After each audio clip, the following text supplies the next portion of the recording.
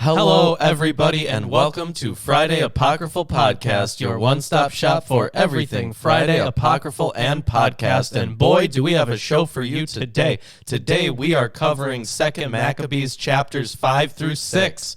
Bam. That was the best yet. Whoa. Yep, We did it. We made it through. Well, that's been a great show, everyone. So, anything you want to say right off the bat? Well, I am very excited for not this Sunday, but next Sunday, because we will be finishing Psalms. So I'm very excited for that. You can still catch us next Sunday for the penultimate reading of Psalms. Yes. Yeah, they're this Sunday, but This coming Sunday. Yeah. 2 days. yeah. But either way, so we are reading some more 2 Maccabees today. Yep, I have the Anchor Bible 2 Maccabees, a new translation with introduction and commentary by Jonathan A. Goldstein. We have here, let's see, which one do I want to start with? The Hermenia translation and commentary from Doran. We have the New Interpreter's Bible commentary, and this is volume 6. We also have Erdman's commentary on the Bible. Yep. Yeah, that's what we got going on. There's quite a bit of this guy. Yeah, Doran. Yeah, he's actually the one who wrote the sections on Maccabees in here as well. Yep. Yeah. Well, without any further ado, anything you want to say about chapter 5 before we hop into it? Chapter 5, I don't actually have anything to begin chapter 5, but there is chapter 5, I think, is where it starts to line up with First Maccabees, and there are some contradictions that we will be talking about. Well, the resolution's really bad. I mean, at least we're streaming. I don't know. I know how to fix that, but I was dicking with that earlier. Oh, well. But at least we're streaming, man. Yeah. I think I could just fix that. You couldn't No, I can't do it while we're alive. We're gonna stay alive. That's what we're gonna do.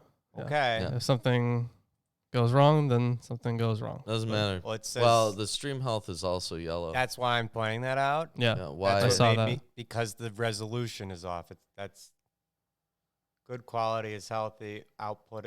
Video output is low. I'm not sure if that's us.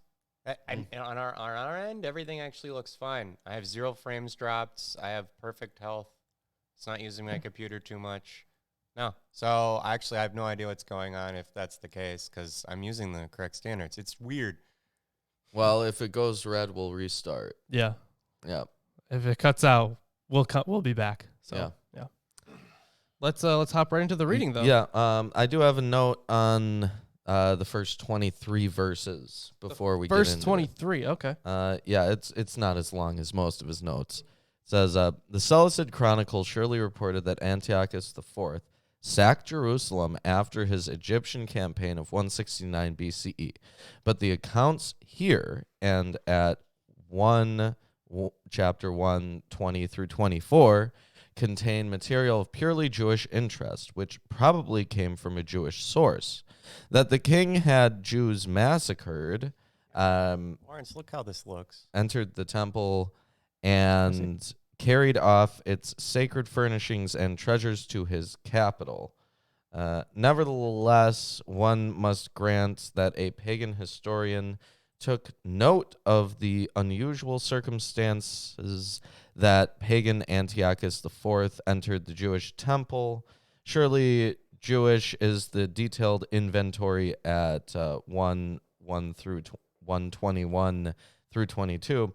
Our authors speak of the king's arrogance here.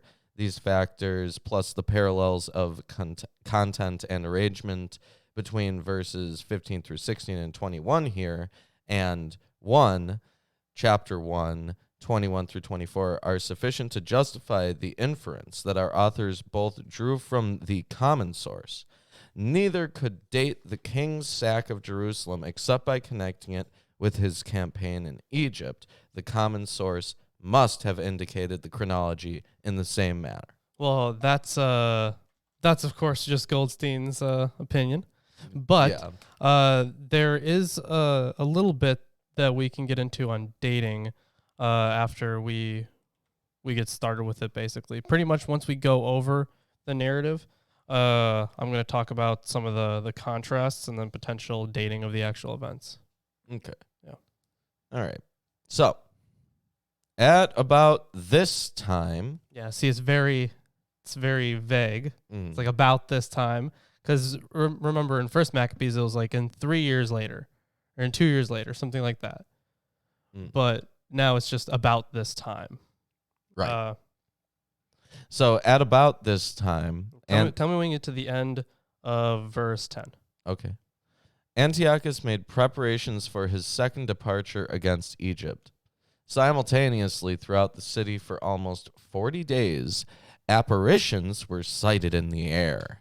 There were cavalry at a gallop, dressed in garments of cloth and gold, and troops of armed spearmen formed into regiments. Sabers were drawn, squadrons of cavalry formed for battle. There were charges and countercharges from both sides. Shields were moved, spears were massed, missiles flew, gold trimmings flashed, and there was all manner of armor. In consequence, everyone prayed that the supernatural manifestation might portend good. So that's verse 4.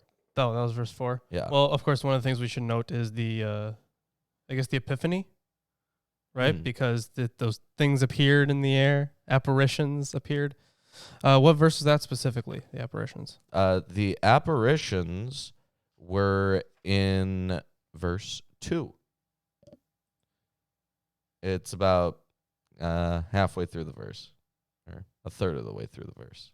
Yeah, it's a sky cavalry. That's sky cavalry. Yeah. Ghost riders in the sky. Great. All right. That's pretty sweet. On hearing a false report that Antiochus IV had passed away, Jason took at least 1,000 men and perpetrated a surprise attack on the city. The defenders upon the walls were driven off. And finally, just as the city was falling, Menelaus took refuge in the citadel. And I think it should be noted when we're discussing the sky cavalry, the apparitions. Yeah. It should be noted that portents or signs in the heavens before a momentous event are frequently reported in Jewish and non-Jewish sources. And Doran actually cites Tacitus and Pliny the Elder and Josephus. And of course, then we get to the 4 horsemen, for example. Right, but they see these ghost cows riding through the sky, and they're basically like, hopefully that's a good sign. Yeah, I mean, hopefully. Yeah. If it's not, then oh boy. Got a problem. Yeah. Yeah, like, of course, you know, in the last chapter we were discussing the horsemen, right? Who attacked Heliodorus. Yes. Yeah, I think that was the last chapter. Yeah, with the golden armor. Yeah. Or was that, I think that was chapter 3. That was chapter 3, yeah. Yeah. Hey, I fixed it. Fantastic. Oh, there you go. Wonderful. I had to do some live research, but it worked. Okay. Oh, fantastic. Meanwhile, Jason was mercilessly massacring his own fellow Jews without regard for the fact that victory over one's own flesh and blood is the greatest of defeats. Instead, he thought that he was winning triumphs over enemies, not over men of his own nation. Far from recapturing his office, he gained infamy as the end result of his plot, and as a fugitive, succeeded in slipping back through the Ammonitis. It's probably a place. What verse is that? That is the end of verse 7. Yeah. I mean, I'll check. Ammonitis.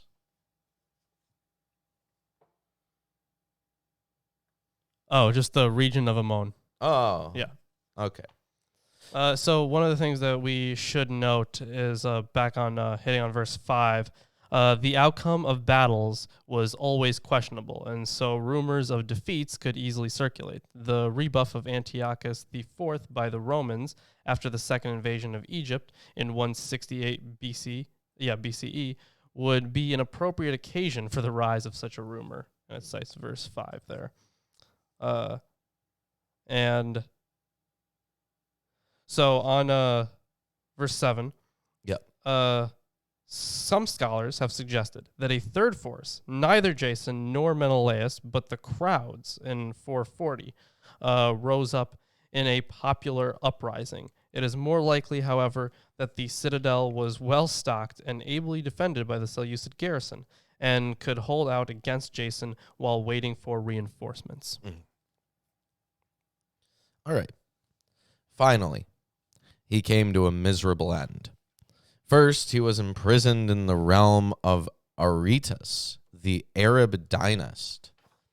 Then he fled his pursuers from country to country, loathed by all as a rebel against the laws, and detested as the executioner of his fatherland and his fellow Jews, and found himself driven like driftwood into Egypt.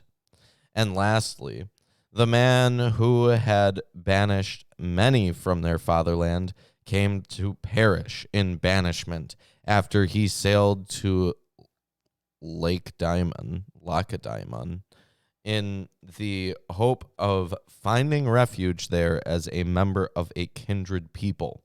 The man who had cast our multitudes of dead to lie unburied ended up unmourned and received no funeral and no burial among the graves of his ancestors. That's the end of verse 10. Yeah, no burial among the graves of your ancestors. That's a bad thing. Right. That's a very bad thing. Right. It's the biggest insult they can give you after you die, basically. Pretty Tear much. you away from your relatives. Yeah. So there's an interesting note here. Also, on this Aretas thing, Yeah. it says the name Aretas is well known from the line of the chiefs and kings of the Nabatean Arabs. The Nabateans began as nomads in Transjordan and Arabia and vigorously maintained their independence against the Greco-Macedonian kingdoms. Now, of course, there's the link in there between Sparta and the Jews. Mm-hmm. Now, there's actually quite a bit of interesting stuff on this, so I'm going to read over a good portion here. So, a more direct connection between the Jews and the Spartans may be through the legendary hero Heracles, or Hercules, to whom Spartan kings trace their ancestry.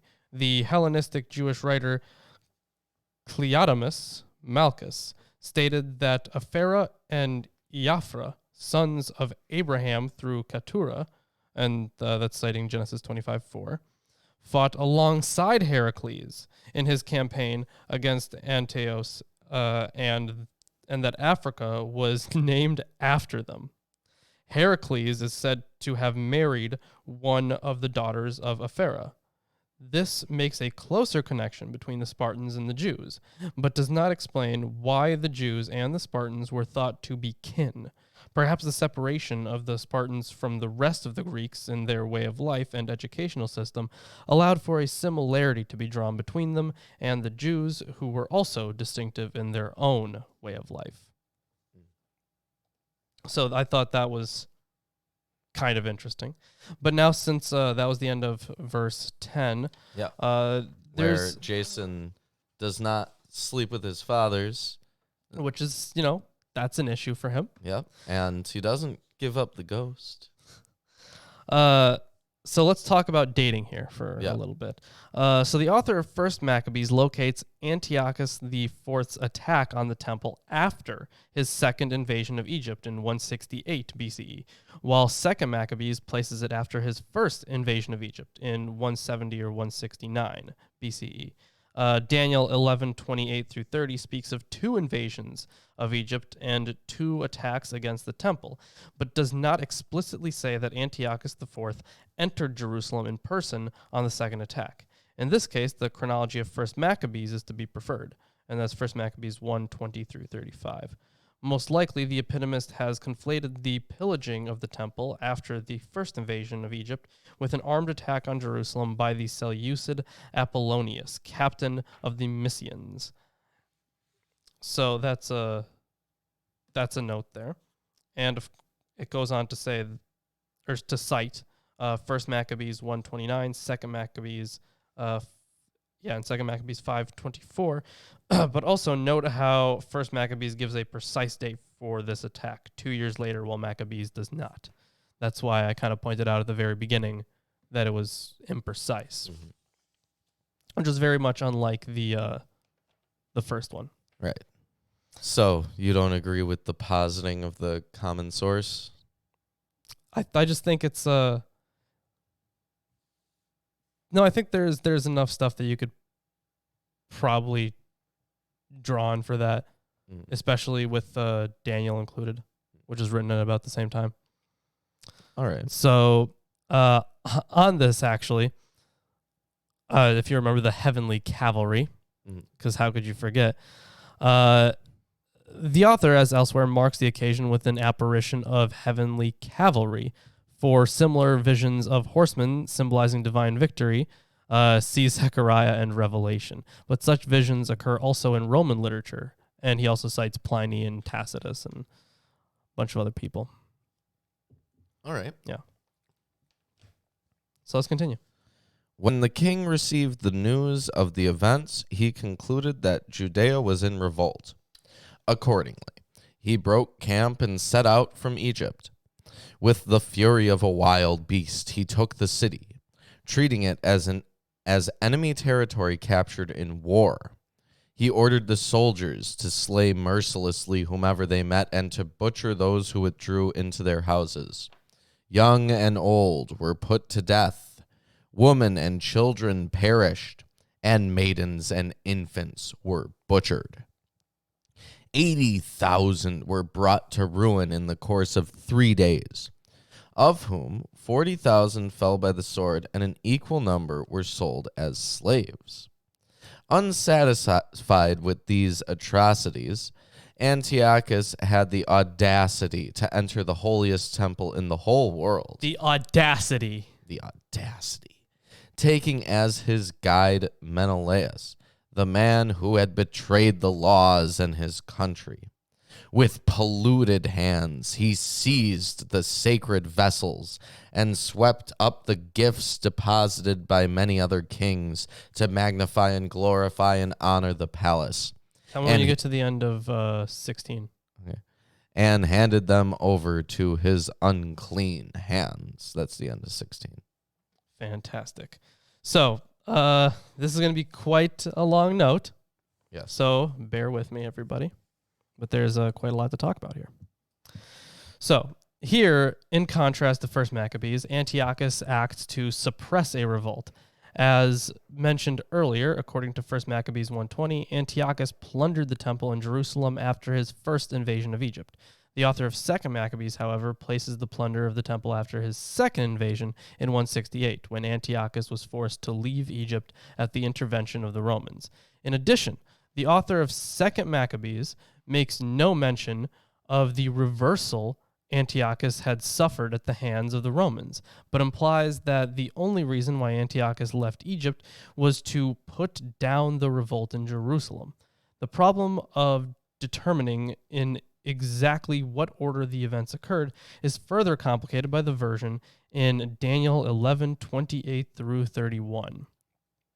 He, Antiochus IV, shall return to his land with great wealth, but his heart shall be set against the holy covenant. He shall work his will and return to his own land. At the time appointed he shall return and come into the south, but this time it shall not be as it was before.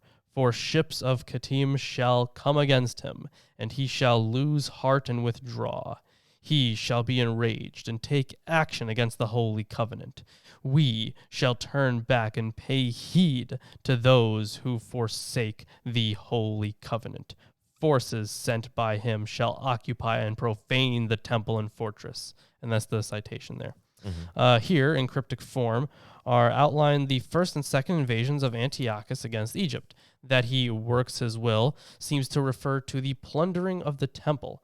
After his aborted second invasion, Antiochus is enraged and sends forces to despoil the temple.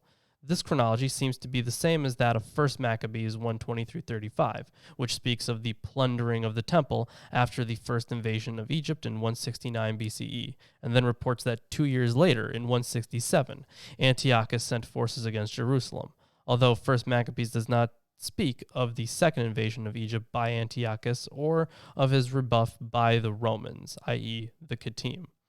The author of 2 Maccabees thus seems to have run together two events, the plunder of the temple after the first invasion and the second Syrian attack on the temple. On verse 16 here, apparently there are some difficulties in translating it, which have led many translations to have different verse 16s. Okay.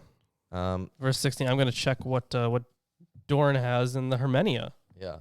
Check the Hermenia. I'm not going to read this entire note here, but it says, good witnesses to the text differ widely in our verse, probably because the author's intricate sentence proved beyond the comprehension of the scribes and translators. Their difficulties were compounded by confusing combinations of letters. I translate from the following reconstructed Greek text, a bunch of Greek words that scribes had no difficulty with the first 8 words. However, in ancient Greek manuscripts, words were not divided, and the next 6 words... It's called scriptio continua, by the way. Yeah. Made a confusing combination which scribes came to believe could not be correct. Kaitai, Palon, Basilion, Polon. Palon and Polon look too much alike. Different scribes found different solutions. The scribe of Q omitted Polon. The scribe of A may have done the same at first, but then he erased what probably was Alon and wrote Apollon in its place, in effect omitting other. In L311, LA negative 11, and Arm, we find the work of a scribe who decided that... The Arm is Armenian, by the way. Okay. Who decided that Polon was a mistake for Polion, cities. He must have thought either that the author himself omitted and, or that and had been omitted by a scribe. Thus, the gifts to the temple became the gifts deposited by other kings and cities.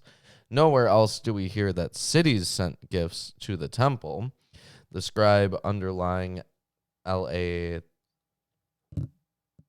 13 appears to have seen a Greek text which still had no and between Basilion and Polon, and to assume that the latter word was miswritten for polii to make the passage mean the gifts to the city deposited by other kings. All these witnesses to the text except Q thus attest the presence of both Alon and Polon, and hence my reconstruction of the 10th to 14th words is on a solid basis. Variants in the middle of our verse are of little significance. Scribes substituted near synonyms, which they may have thought were more appropriate. The end of the verse, however, caused great trouble. Indeed, the writer indulged in some rather subtle wordplay. The polluted hands belonged to Menelaus, and the unclean hands to Antiochus. To make sure that the reader knew who was the subject in verse 17, the writer was careful to specify Antiochus. So construed, our verse becomes the sole justification in the abridged history of the claim in 13:8 that Menelaus committed many sins around the altar, beyond the single one of guiding a pagan into the inner court. The scribe underlying L311 may have understood that the two pairs of hands were repeating hands with a synonymous adjective. Since the grammatical subject of verse 15 was Antiochus, they assumed the subject of verse 16 was too, and that all the hands mentioned were those of Antiochus. Clearly, the verb epedido, he handed them over, was in the original text. It is preserved by L311 Syrian and LA. I I think that's one apostrophe. Actually, I think the other bookmark is the whole list. Oh man. Yeah. Oh no, this No, is it's the timeline? That's the time. Okay, well, the list should be somewhere in there. Yeah. Yeah. There's a list in here if you have a copy of your own. Yeah. Right. Seems to have understood there were two pairs of hands. Furthermore, the readings of LA, LX, V, BM can be shown to have been derived from Epidito. As soon as all hands mentioned belong to Antiochus, however, Epidito becomes nonsense. So there is actually a note here. In fact, Dorn directly responds to Goldstein. So Goldstein argues that at the end of this verse, the reading of L3:11 should be accepted, and Epidito, he was giving over, should be kept. He then argues that the subject of this verb should be Menelaus, not Antiochus. However, there is no indication of a change of subject, and the author of 2nd Maccabees likes to string together participle phrases. In this case, the parallelism between the two phrases is excellent. One could argue that the verb epidito was added to complement the participle lambano, take or grasp, by providing a verb of giving, and to differentiate between the two appearances of hands. So that's his direct response to Goldstein. And what are your responses so we can have a tertiary level of commentary on top of this triple meta, please? Well, I think that I would have to look at the manuscripts. Yeah. I mean, I don't speak Greek. Yeah, me neither. I'd have to look at the manuscripts anyways. Yeah. So. Well, we'd love an opinion on that, and then you could make statements on those guys who made statements on that other guy. And maybe Doran. if I was fluent in Greek, and specifically the Greek that was used in these manuscripts, and specifically had access to these manuscripts, and could read them and translate them, then we wouldn't need these books. Well, damn. Get on that. Yeah. No, probably not. Allowing his vain imagination to soar, Antiochus failed to perceive that the Lord had neglected the place only because he was for a moment angry at the sins of the inhabitants of the city. As it happened, they had previously been implicated in many sins. But for that fact, Antiochus would have been whipped immediately as soon as his guide had brought him in, and deterred from his rash project in the same manner as Heliodorus, the man sent by King Seleucus to inspect the treasury. However, it was not for the sake of the place that the Lord chose the nation. Rather, he chose the place for the sake of the nation. Therefore, even the place itself partook in the misfortunes of the nation, but then shared in the victories which came later. The place, which had been abandoned at the moment of the Almighty's wrath, was restored to full glory in the time of the great Lord's forgiveness. Yeah, you already read verse 18, right? I just finished 20. Huh. So the reference to flogging there. Yeah, where it says Antiochus would have been whipped immediately. I assume that's as punishment for walking into the temple. Yeah, and if you remember earlier in the narrative, there was the whole flogging thing from... for Heliodorus. Yeah. Right? Yeah. Those were whips. Yeah, well, still He flogged. still got 40 lashes or something for just coming in. Yeah. Real bummer there. So they referred to, I guess, the temple as the place, like over and over again. They capitalize place. Okay, could be Jerusalem in general. It could be Jerusalem. I find it interesting that it says it was not for the sake of the place that the Lord chose the nation. Yeah, that's Jerusalem. Yeah. Rather, he chose the place for the sake of the nation, which kind of spits in the face of the whole Holy Land narrative, right? Well, because it wasn't chosen because it's a special place. It was made a special place because it was chosen, right? It wasn't originally Holy Land. It was Holy Land once it was chosen, right? Sure, but I guess you would have to think about why it was chosen. But it was for the sake of the people, I guess. For the milk and honey. Yeah, to save the people. Yeah. Because without it, the people would die. And I mean, the thing is, that theology kind of runs through Judaism. Mm. Which is strange because we've gone through a long period in history where there was no Israel. Yeah. And they were fine. I mean, until the end of that Yeah. period of history. But up until that point, they were fine. Right. Anyway.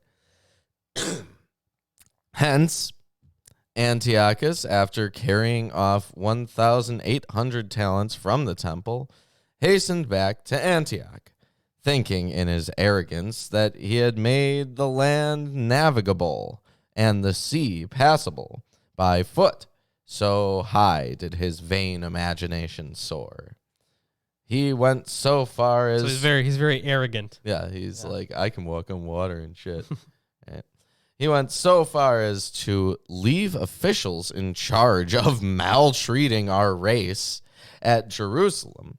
Philip, a Phrygian by birth, but by character more barbaric than the man who had appointed him, and at Mount Gerizim, Andronicus, and in addition, Menelaus, who was worse than the others inasmuch as he lorded it over his compatriots.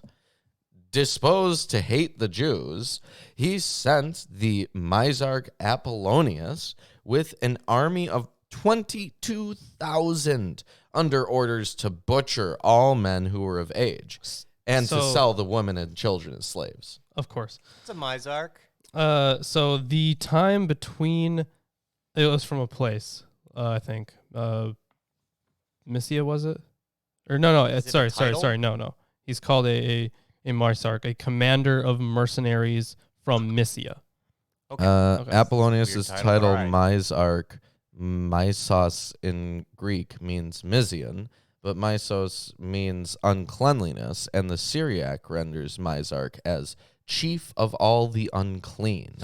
According to one poem at chapter 1, verse 37, the men of the Acra, after the Misarch's departure, defiled the sanctuary.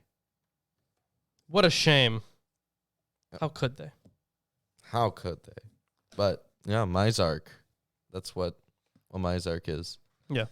Lawrence, So there's... You're a Mizarch. Thank you. So there is a little bit on this section. So the story of Apollonius is paralleled in 1 Maccabees 1:29 through 35, where a chief collector of tribute came to Jerusalem, deceitfully spoke peaceable words, and then suddenly fell on the city, destroying it and its walls, enslaving its women and children, and taking its livestock. The Greek phrase for chief collector of tribute, archonta, phorologius, would translate into Hebrew as sarmisim, in unvocalized Hebrew spelling sarmisim. This phrase, however, might also mean captain of the Mysians, that is, of mercenary soldiers from Mysia and Asia Minor. This interpretation makes better sense than chief collector of tribute, at least to judge from the ensuing action. The author increases the wickedness of the event, however, by making the Seleucid take advantage of the Sabbath for the slaughter. All right. On his arrival at Jerusalem, Apollonius pretended to have peaceful intentions. He waited until the sacred Sabbath day, sure that the Jews were resting. He ordered his troops to fall into armed formation and had them stab all who had gone out to see the spectacle. Then, dashing into the city with his soldiers, he laid a considerable multitude low. Judas, also known as Maccabees, in a group of about 10, withdrew to the mountains, where he and his men eked out a living like beasts.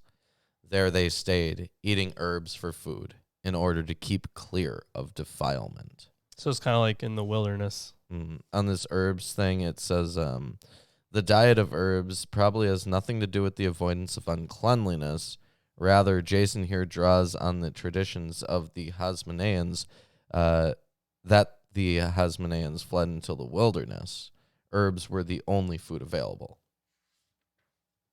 And that's the end of chapter 5. Hey, if you're enjoying the stream so far, Drop a like, subscribe, share it it around. friends, Yeah, make family, sure that you all enjoy a happy quarantine with us, and read some apocryphal stuff, and then later some not so apocryphal stuff, and we can have just a good bit of fun together. Yeah, we can. This quarantine mess. Yeah, that's a good holiday. We should all celebrate this. Yep. For a long time. Yep. And also, I am. You know what? I'm gonna find the list of manuscripts in here, because I remember. Maybe I wrote it down. I don't know. But I guess I'll check it later, because it's a very useful list of manuscripts and their identifications. Mm-hmm.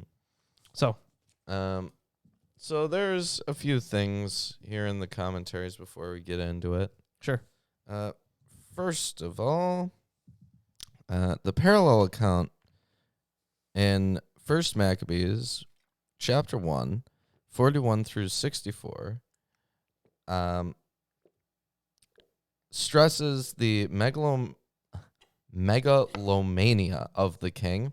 But since the decree mentioned at 1 Maccabees 1:41 is not confirmed by other evidence, one should try and find an explanation that fits in the particular situation in Judea. Was intriguing is the silence about the role of Menelaus. Some scholars have suggested that he instigated the persecution, as will be noted later on. The reference to Menelaus in the letter of Antiochus IV, which repeals the persecution, could be taken to mean that Menelaus was instrumental in the repeal of the persecution. He, therefore, may have been overruled when the king decided, for whatever reasons and prompted by whatever advisors, to suppress Judaism in Judea and to install paganism. So we're going to be seeing some stuff with Menelaus in here that I guess there's arguments either way for whether Menelaus was trying to wipe out Judaism, but we'll get into it. I guess we'll see. Yep. So, chapter 6. Mm-hmm. Not long thereafter, of course, another kind of vague break. So I'm sure this has caused an issue of dating, just like it did for the other one. What? And tell me when you get to verse 12. Verse 12, okay. At the beginning of verse 12. Terrible time transition. That's all I was it saying. is. It is terrible. Like a SpongeBob one. Some amount of time later. Yes, that's accurate. Not long thereafter, the king sent Garan, the Athenian, to compel the Jews to depart from their ancestral laws and to cease living by the laws of God. Do you remember this guy from 1 Maccabees? Because I don't. I don't remember him. Okay. No. But anyways, apparently this was the person that was sent to go tell them that they can't practice their religion. So it says, Garan the Athenian. Wilhelm convincingly suggests that a proper name, Garan, be read here, rather than the old Athenian. Okay. Garan is otherwise unknown. Well then. He was also to defile both the temple in Jerusalem and the temple on Mount Gerizim, and to proclaim the former to be the temple of Zeus Olympios, and the latter, in accordance with there's a textual break, of the inhabitants of the place, to be the temple of Zeus Zenius. So, not Eerdmans, the NIB commentary, big books. Yeah. says Olympios and Xenios were both common epithets for Zeus. Antiochus IV had undertaken to complete the temple in Athens dedicated to Zeus Olympios. The author gives a reason for the change to Zeus Xenios at Gerizim, but the meaning is uncertain. Scholars frequently amend the text to bring it into line with a petition from some Samaritans to Antiochus IV, requesting that their temple be renamed Zeus Hellenios, and translate verse 2b as in the NAB, as the inhabitants of the place requested. However, since the author has previously linked what happens at Jerusalem with what happens at Gerizim, and seems to hold no antipathy to the Samaritans, one might keep the text as it is and translate as those who live there, i.e. the hospitable. So the one note I have is on the textual break in Goldstein's translation. So in accordance with the ... of the inhabitants of the place. Mm-hmm. So all witnesses to the text of 2 Maccabees have, so this is verse 2, so I don't know if Dorn in the Hermenia translation might have a commentary on this. So yeah, anyways, I'll read this section here. All witnesses to the text of 2 Maccabees have Antiochian at the point where I have left a gap in my translation. A literal rendering of the words in parentheses would be, as the inhabitants of the place happened to. A Greek writer could omit after etenkanon. After etenkanon. Yeah, etenkanon, that was the word. So I guess I messed it up before. Could omit after etenkanon the participle, which would correspond to the English verb that would follow, to, leaving the reader to infer what it was from the context. Then he cites some other people. But if the reading, etenkanon, is correct, there are at least two possibilities. One might infer that the missing verb was name, and in my idiomatic translation, one should then fill the blank with practice. Yeah. So that's his guess at that. Yeah, there's a little bit here, but the gist of it is that this is not a request by some Samaritans, as some people have suggested. It says that if a request was being discussed, one would expect the aorist tense, not the imperfect, that here is an imperfect of description. The execution of the wicked project brought suffering and indignation to all. The Gentiles filled the temple with debauchery and revelry, as they lulled with prostitutes and had intercourse with women in the sacred courts, and also brought forbidden things inside. But of course, temple prostitutes are very much illegal in Jewish law. Right. In fact, in our review of the Deuteronomistic history, a lot of kings were praised because they got rid of the temple prostitutes. Right. But they're not illegal in the Greek law. They're not. Right. Well, and it says here, cult prostitution was prohibited in Israelite religion, and various kings were praised for ridding the land of cult prostitutes, and the presence of cult prostitutes is a sign of the evil reign of Rehoboam. 1 Kings 14:24. The author of 2 Maccabees is using stereotypical accusations to show that the Gentiles were barbaric, while Antiochus III had issued a proclamation forbidding improper sacrificial animals to be brought into the city and allowed only the sacrificial animals known to their ancestors. Now unfit sacrificial offerings are introduced. What is noteworthy is that the author does not mention the desolating sacrilege of Dan 11:31. Yes, that's I think that's the abomination of desolation, which is a very cool name. and the one I prefer because it's cool. That would be a great magic card. The Abomination of Desolation. Yeah. Yep. Anyways, the altar was filled with prohibited offerings excluded by the law. So now it's unclean things. Mm-hmm. Like lobster. Yeah, like lobster.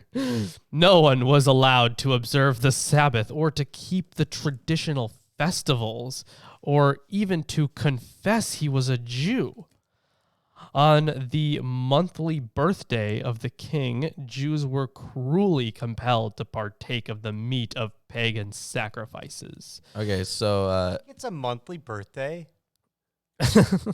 What a jerk. it's unclear here what exactly is meant by nor even admit that he was a Jew. Does the term Jew here have simply a geographical designation so that people who used to live in or originate from Judea were called Jews, but now we're going to be called after a new name for the area, a name derived from the name change of Jerusalem to Antioch in Jerusalem?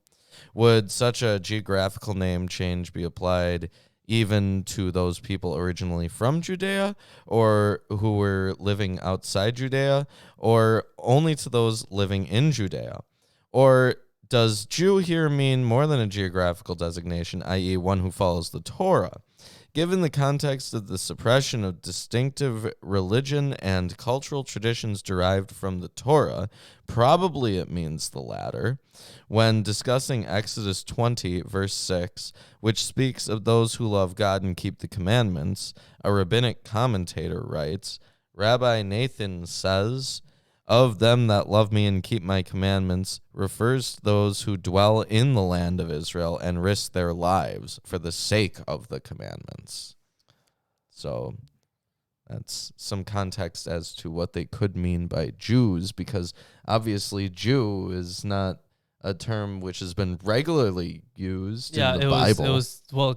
Because it was initially used here in Second Maccabees. Yeah. So, here's something interesting about the monthly birthdays. Oh, man. So, Goldstein says, Greeks did celebrate their birthdays monthly. To judge by 1 Maccabees 1:58 through 59, the birthday of Antiochus the 4th was on the 25th. They had monthly birthdays. So let me get this straight. That wouldn't work with our current calendar system that well, would it?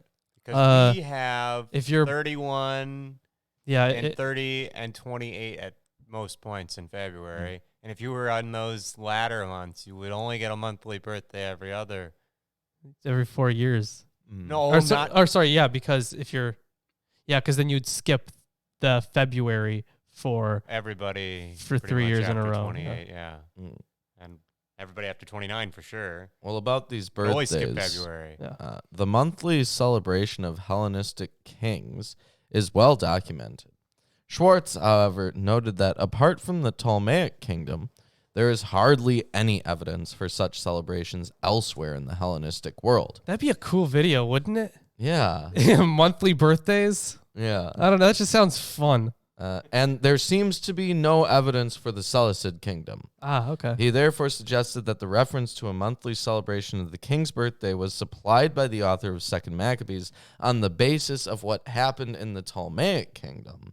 Schwartz does not take account of James C. Vanderkam's argument that the evidence at present shows that inscriptions detailing a monthly celebration of a king's birthday are found in 3 Hellenistic kingdoms, Egypt, Pergamum, and Commagene, and from 3 centuries, the 3rd, 2nd, and 1st centuries BC, and evidence its widespread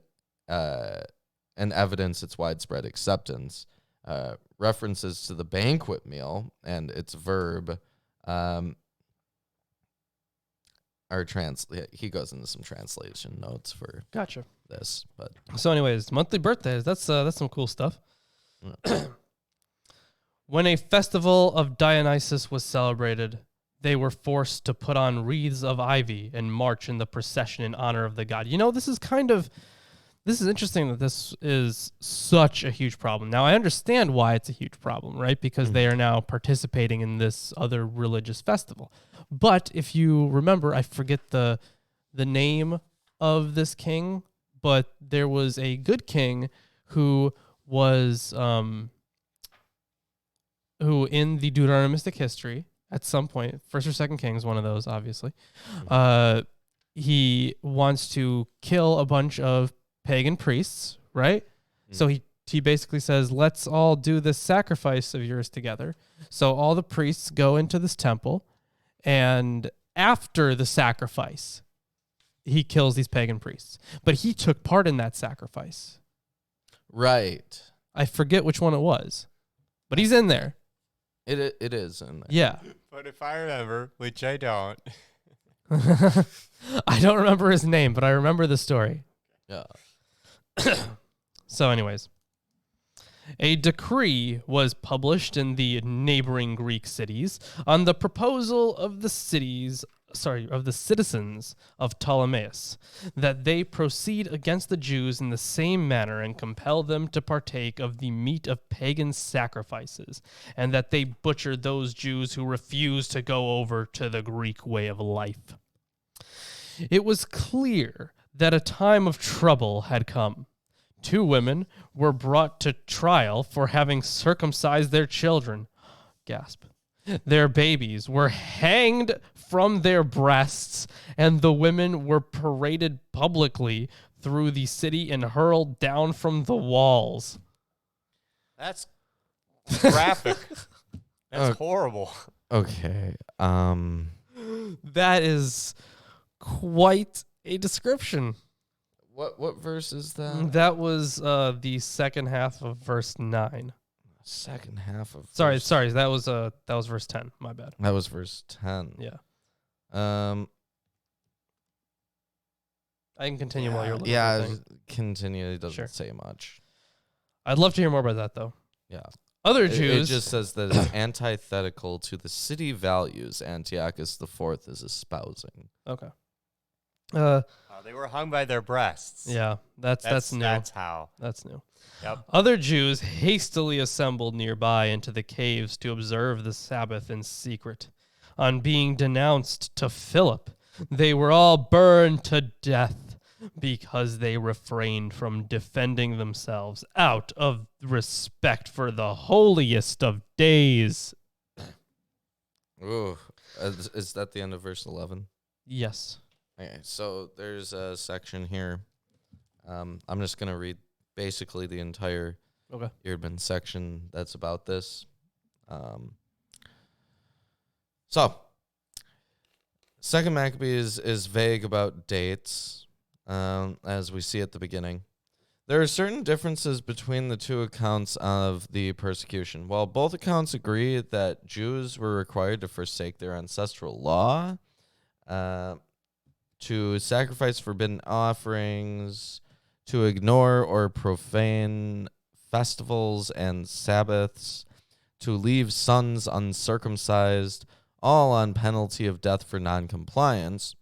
First Maccabees adds that the regular daily offerings prescribed by the law were to be stopped, and that Jews found in possession of the law would be condemned to death.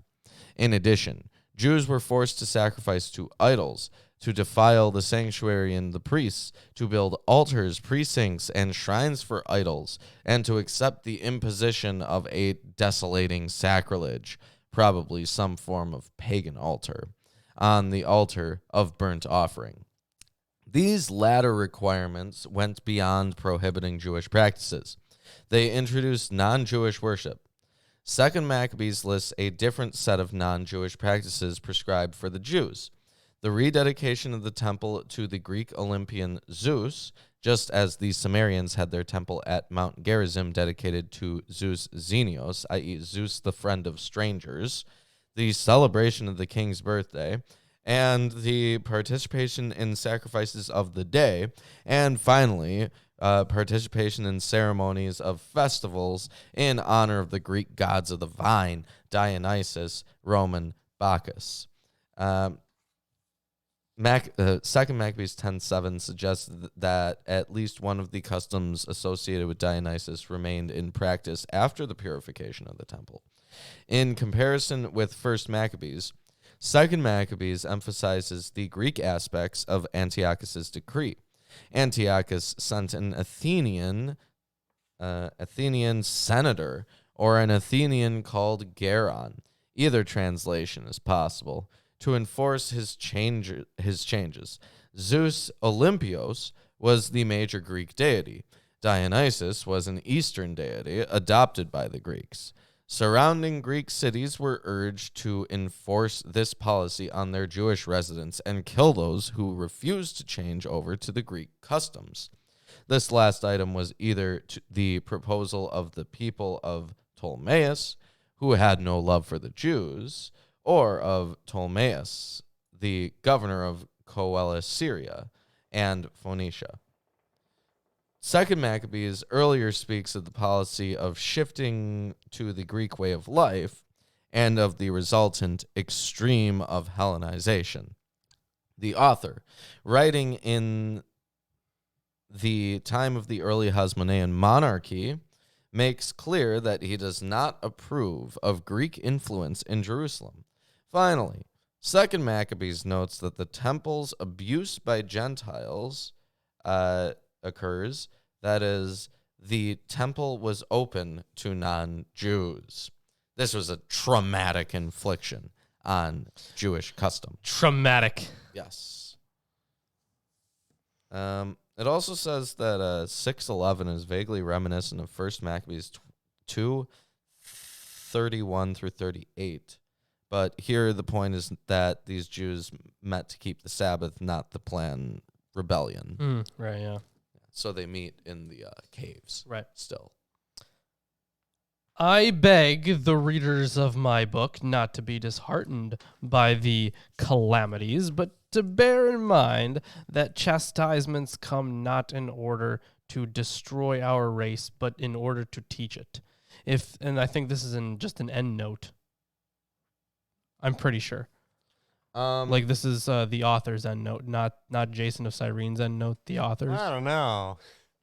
Yeah, but if it is an end note, it continues for quite a while because 7 only starts after verse 31. Well, no, it's kind of like his own reflections, I suppose. Oh. It's not exactly an end note.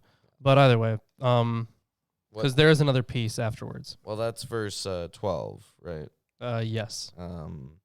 Says the author intrudes himself again, as in chapter 4, 16 through 17, and chapter 5, 17 through 20, and provides for his audience a third reflection on the events of the narrative. The misfortunes of the people are not by chance, but by design. Yeah.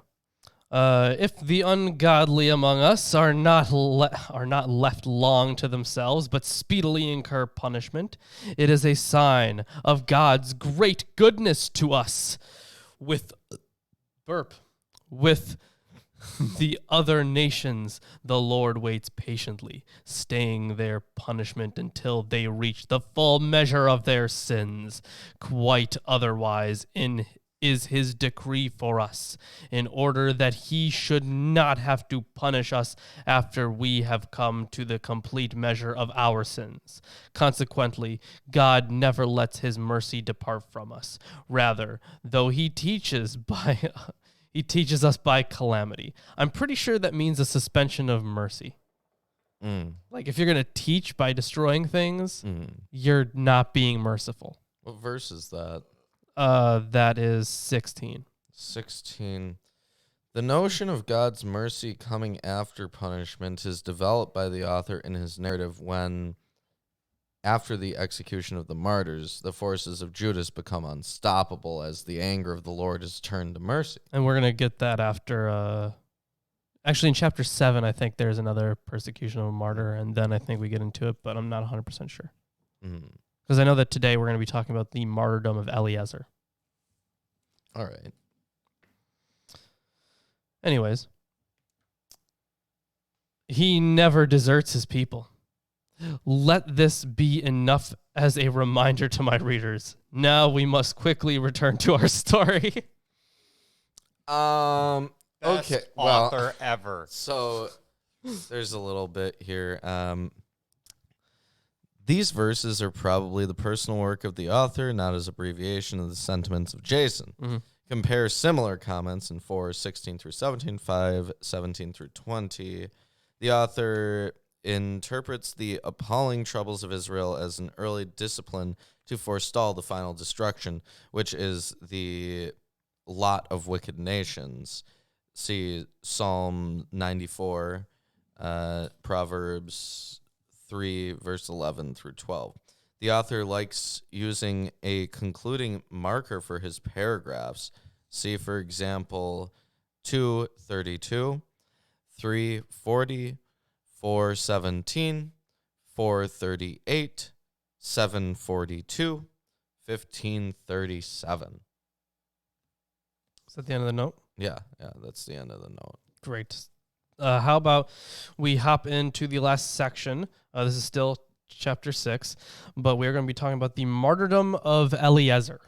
Yeah, this is... and that's, of course, this guy in the back that is getting stabbed. Yeah, this is verses 18 through 31. There's a little bit here. It says, the intent of the author is to heighten the emotional effect on his audience. It is shown in this narrative of the Martyrdom of Eleazar. The author highlights the interaction between Eleazar and his former friends and provides a speech and a prayer by Eleazar. However, the author does not make clear what exactly the occasion for the confrontation is.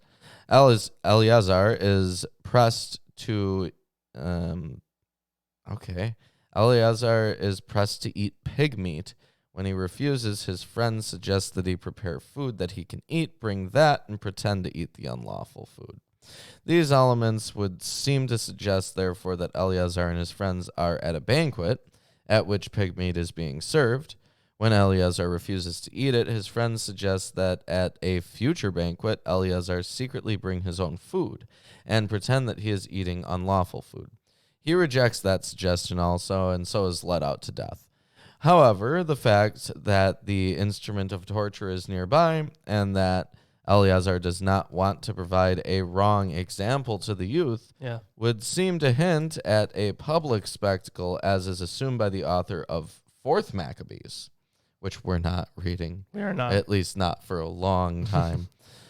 A compromise solution would be to situate the proceedings at a dinner in the gymnasium, which was near the temple, at which the Greek word, those who would pass through the ephebate would be present. That was kind of like the gym, right? Mm-hmm. Or no, that was the place where they held the Olympics, basically. Right? Wasn't it? Or was it? That's like with the Pillars of Hercules and like that's where the men working out all the time. It was like the YMCA but Greek. The gymnasiums. Yeah. Well, that was the main thing, is the gymnasiums, right? Yeah. So I think that's the same word. I might be wrong, but from what I remember. Anyways, one of the leading sages was Eleazar, a very handsome man, now of advanced age. Repeatedly, they tried to force him to open his mouth and eat pork. He, however, preferred death with glory to life with defilement. He spat, as one should when standing fast to resist the temptation to let love of life bring him to taste what religion forbids. And of his own free will, he began to march to the whipping drum. So he was like, I'm not going to do it. Come at me, basically. Yeah. It says the story of Eleazar is retold in greater detail in 4th Maccabees 5 through 7, where he is called a priest. The word translated scribe, often in the Old Testament, refers to officers of the people, e.g. Numbers 11:16, Joshua 8:33, 23:2, 24:1, 1 Chronicles 23:4 in the Septuagint. So one should see him as a leading official. Yeah, so very high-ranking person. And a nobleman. Yeah. The meat was part of a sacrifice, and to eat it was a violation of the Torah.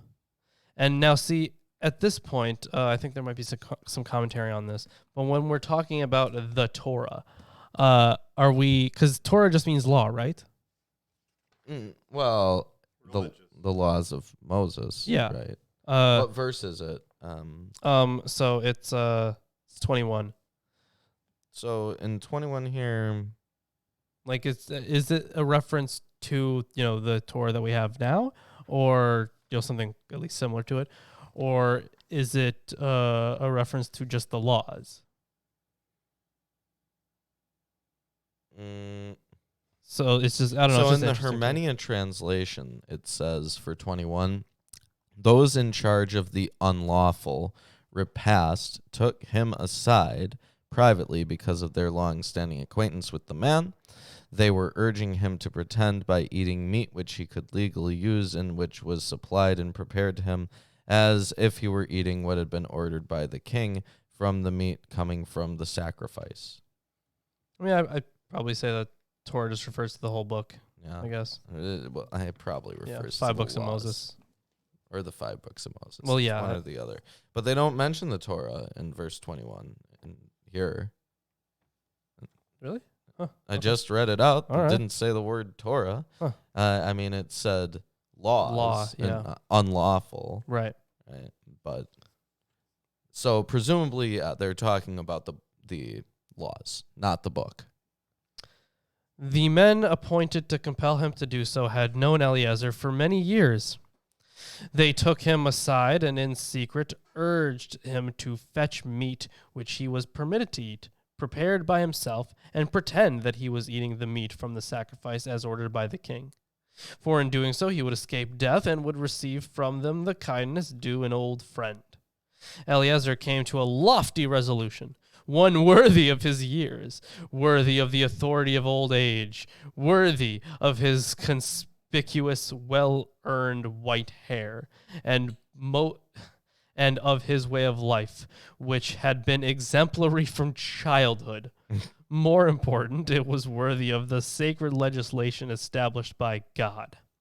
Eleazar showed himself consistent. He told them to send him off to the netherworld without delay.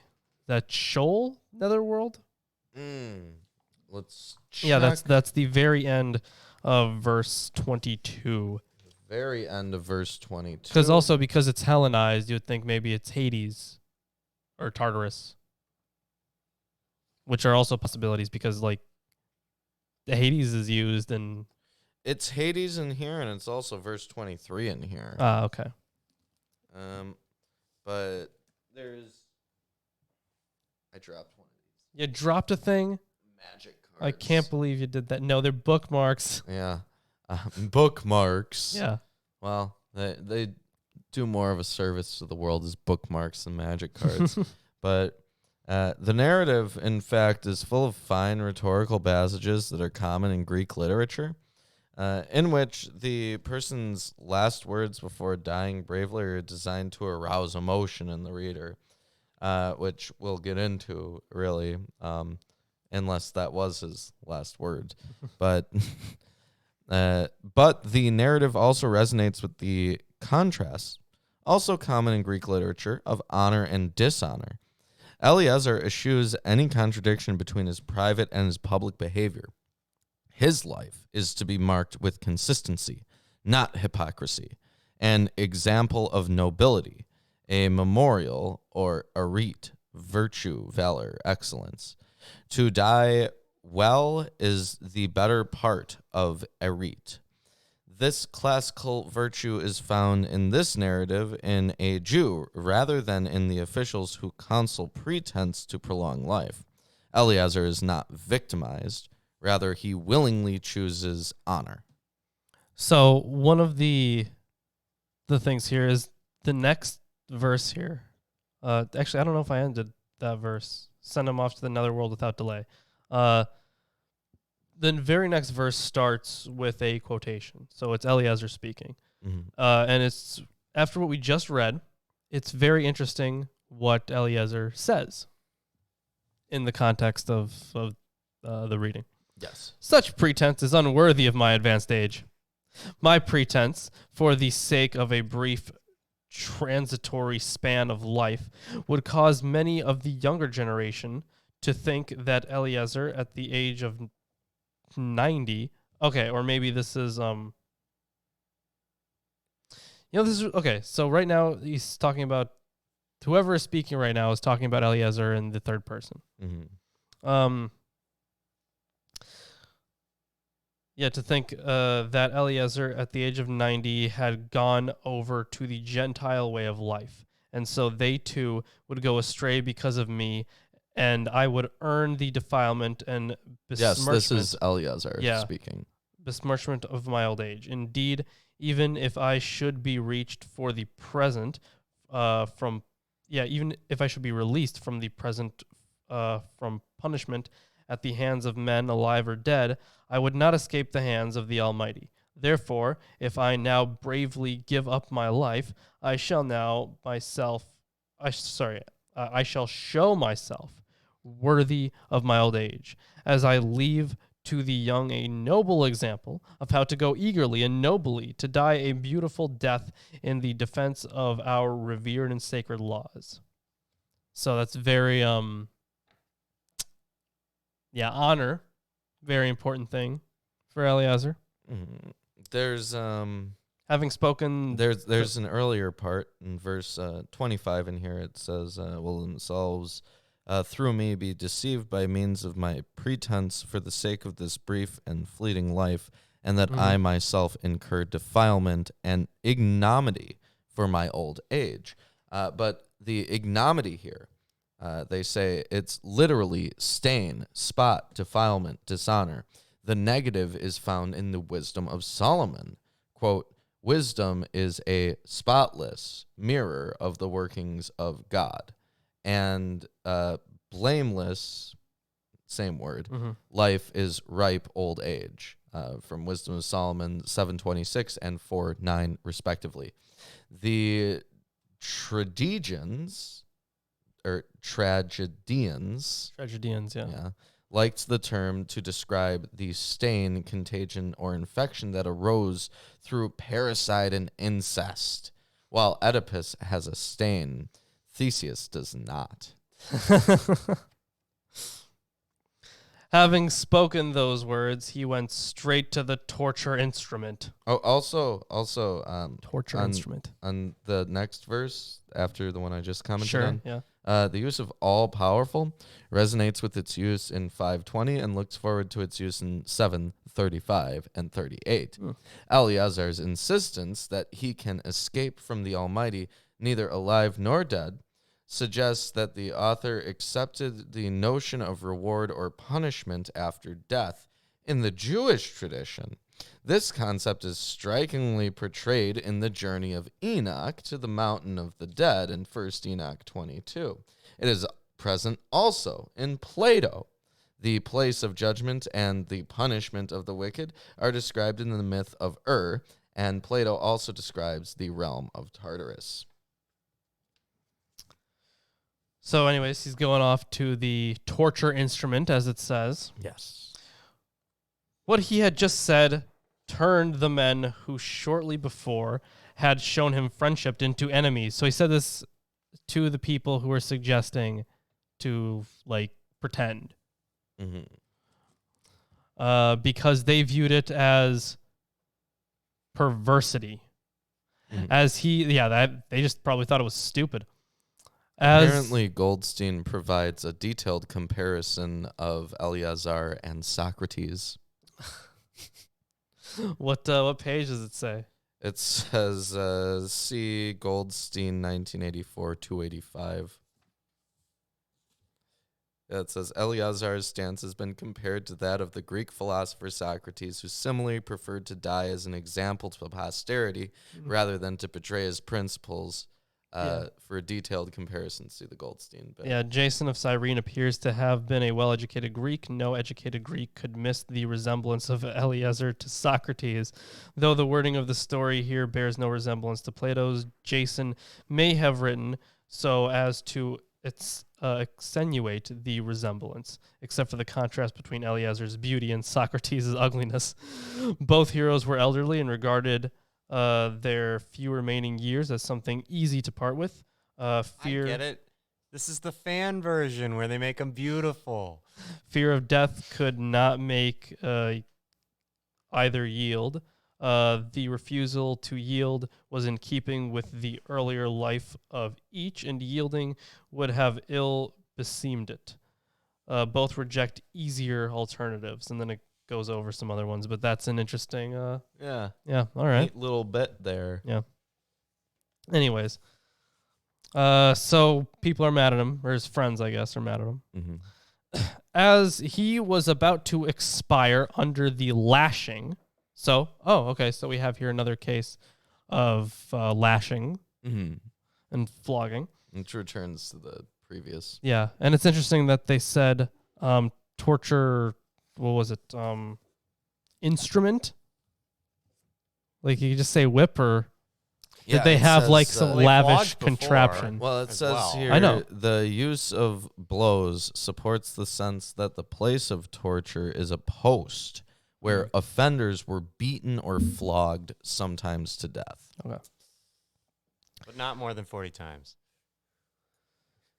So as he was about to expire under the lashing, he groaned forth, "The Lord, who possesses sacred knowledge, perceives that, though able to escape death in my body, I submit to cruel torment under the lash, and that yet in my soul I am glad to suffer it out of reverence for him."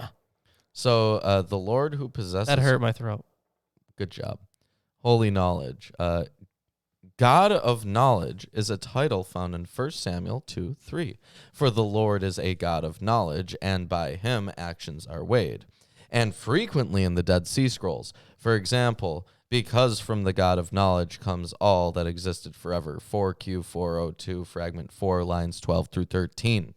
Consider the wonderful mysteries of the God of awe, and so on and so on. You know, they say that these are common phrases. Sure. So he died, leaving his death as an example of nobility and as a precedent of valor, to be remembered not only by the young, but by the multitudes of his nation. And that's why his story was left out of the Bible. That's not why. That's a joke for anyone that's taking that seriously. But that is the end of chapter 6. Yep, and that's the end of our reading for the day. So today's chapters are pretty neat. Yeah, it wasn't bad. Eleazar, he's an idiot, but he's just standing up for what he believes in, like Plato or Socrates. Well, in Socrates' case, he's been sentenced to death in a court of law. In Eleazar's case, he's like, fucking kill me, bro. I dare you. Yeah, but apparently, like, they were just, it was a time of, it wasn't just religious persecution, according to the narrative, right? It was, they were forced into another religion. Yeah. So it's not that, you could just be secular, you had to do it. But apparently, Eleazar was one of the very few that, there is a parallel. Socrates was brought up on charges of corrupting the youth and that's true. Disbelieving in the local gods.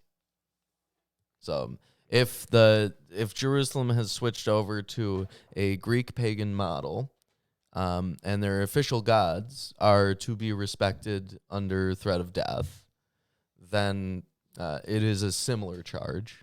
Right, but it isn't like outlined explicitly.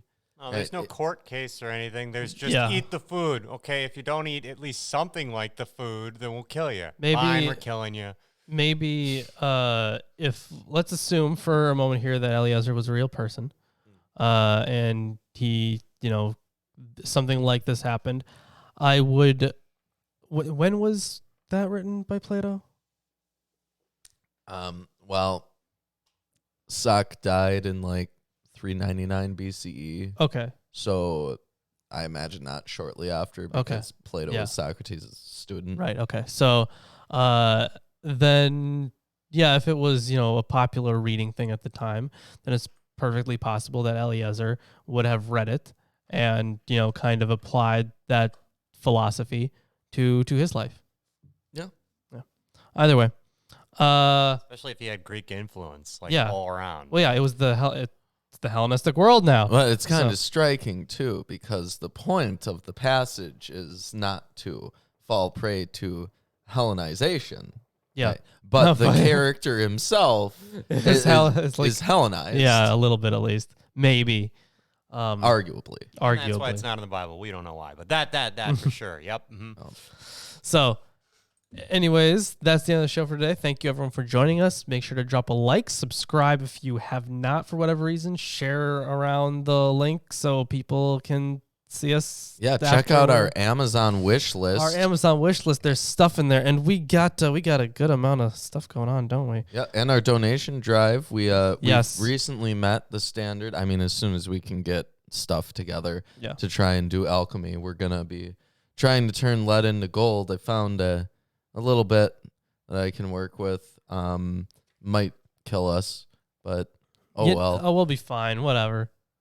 Well, we might die, but we'll whatever. wear some masks. Yeah, those are hard to come by these Hopefully, days. all the birds and animals around will also wear masks. Yeah, hopefully. And the neighbor kids. We'll see how it goes. Rent a hood vent. Yeah. Not a bad idea. We'll figure something out. Get/make one. It depends on my resources at the time, which are going to be pretty good, I think. Yeah. Okay. Yeah. We'll figure something out. We'll definitely not poison ourselves and Or the everyone environment. around Yeah, we're us. gonna try not to die or kill the world or any of that stuff. Yeah. But you know if what? that demon summoning would have worked. Then maybe this would have been way easier. Yeah. Yeah. Either way. So we still have that donation drive going for the Thetan readings, the e-meters. Yep. Yeah. You can see which one of us is most clear. So that's still going on. That's our new 666 donation drive. But yeah, Amazon wishlist, lots of cool stuff on there. Lots of books to help add to this table. We also have a Patreon. So Yeah, we got a Patreon. We got for $1 you can access all sorts of scripts. For all of our video $10, scripts. you can get into a random giveaway for T-shirt monthly. Yeah. For $50, you can be on this show or our Sunday show. Yeah, and there are other tiers as well. So Yeah. you could get some other stuff. Could be part of some hangouts. Why not? Yeah. So all that stuff is in there. It does it give you voting privileges for certain things too? I mean, we haven't really done a vote on like Patreon or anything. Well, we could. We could. So Only your voice counts then. earn. I mean, $1 can be a voting privilege. Right, You're a patron, you get to vote on something. Now you non-patrons, you're just civilians. Oh boy. You've got to become a patron to be a real citizen of the Milwaukee Atheist channel. What else we got going on? We got Teespring. We got new shirts on Teespring. They're all wacky and fun. They are wacky and fun.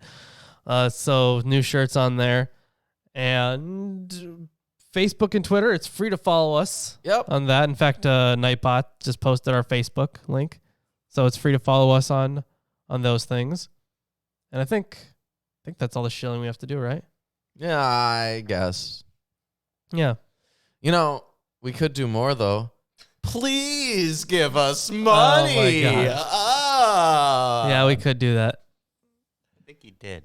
You just did, yeah. Yeah. All right, thanks everyone for joining us. And until we get a new fucking thing, Chris, we will. I mean, technically it's true though. We will see you. We will see you Sunday, but like still also.